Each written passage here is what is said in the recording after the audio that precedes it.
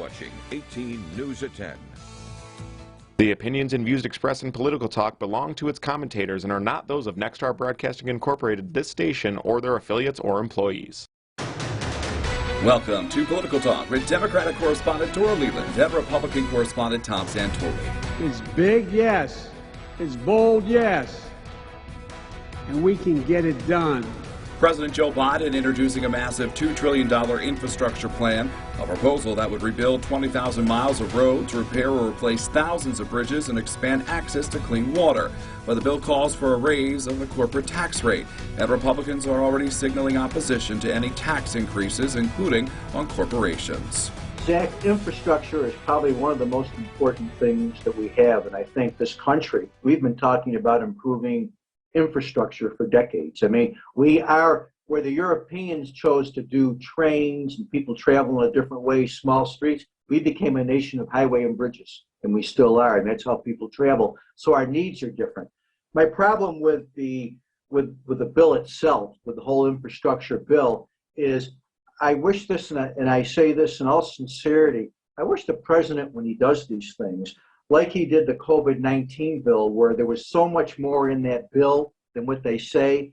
The same with this infrastructure bill. When you talk infrastructure, people, the average person on the street thinks bridges, roads, waterways. And when you look at this bill, it's not. Only a very small part of this bill is roads and bridges.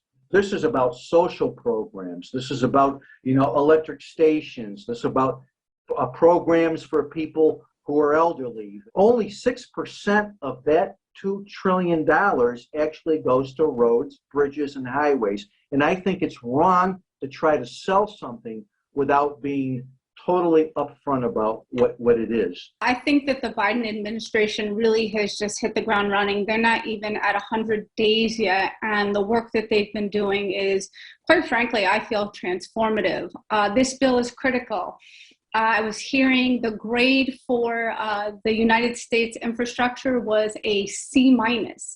Now, being a teacher and a parent, if my child brought home a C-, I think I'd be pretty unhappy. This is something we put off for too many, not years, but decades. We have crumbling infrastructure from our roads to our bridges, but also our rail systems, but also things that, like Tom was mentioning, but things that we don't think about as infrastructure. I know when I tried to go totally remote last spring and teach my students, high-speed internet was a huge problem, and I think we're realizing that. I think that has to be considered as part of infrastructure. This is necessary. I don't think we can grow as a nation and rebuild and become stronger without building from the bottom up. And it's going to be just critical to start taking care of the cracks that we've seen. All I would say about the social programs, again, the public housing and helping people in care, I have no problems with programs like that, but pass bills that are specific for those things. That will do it for this edition of Political Talk. For this episode and past episodes, simply log on to our website, mytwintears.com. We'll be right back.